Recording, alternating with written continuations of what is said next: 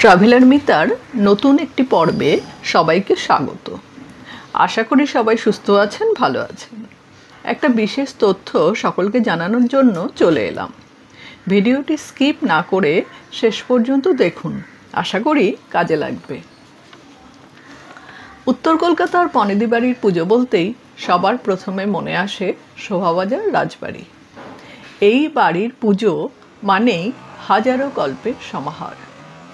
1757 সালে রাজা নবকৃষ্ণদেব সূচনা করেন এই বাড়ির দুর্গাপূজা। বলা হয়ে থাকে মা দুর্গা এই বাড়িতে আসেন বাইজি নাচ দেখতে। 1757 সালে পলাশীর যুদ্ধের পর সেই বিজয়ের আনন্দে শুরু হয়েছিল দুর্গাপুজো, যা ইতিহাসে পরিচিত হয়ে ওঠে কোম্পানির পুজো নামে। প্রথম থেকেই এই পুজো রাজনীতি, সমাজ ও সংস্কৃতির মিলনস্থল হয়ে উঠেছিল।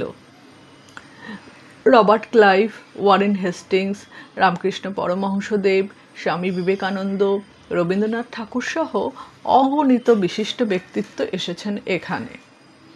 পুজোর সময় এই বাড়ির আঙিনা ভরে উঠত কবিগান, তরজা, খেলাঘর ও বাই নাচের আসরে, আর বাইরে বসত জমজমাট মেলা।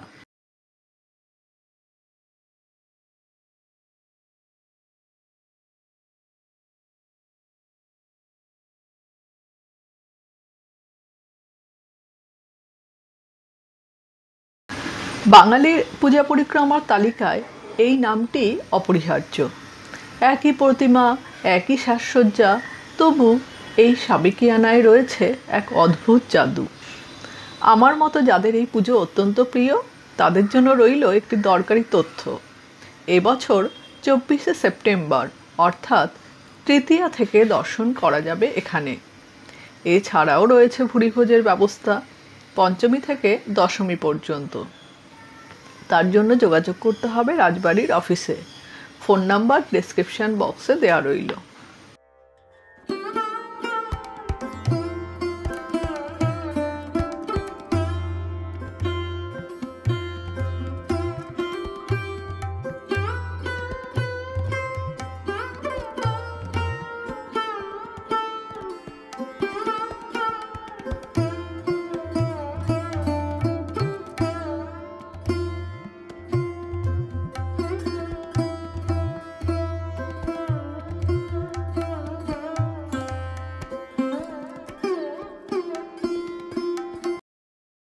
যারা ভেবে রেখেছেন একদিন এখানে আসবেন, অবশ্যই ঘুরে দেখে যাবেন 269তম শোভাবাজার রাজবাড়ির দুর্গোৎসব। এবারের একটি মুখ্য আকর্ষণ হলো বারাণসী থেকে আগত শিল্পীদের সানাইয়ের সুরে ভরে উঠবে এবাড়ির নহবতখানা। সবাই ভালো থাকুন, প্রচুর ঠাকুর দেখুন, আর অবশ্যই ভিডিওটি শেয়ার করে আরও কিছু মানুষকে জানার সুযোগ করে দিন। কলকাতার পুজো আরও কিছু খবর জানতে অবশ্যই চ্যানেলটি সাবস্ক্রাইব করে রাখুন। আবার দেখা হবে পরের কোনো নতুন ভিডিওতে।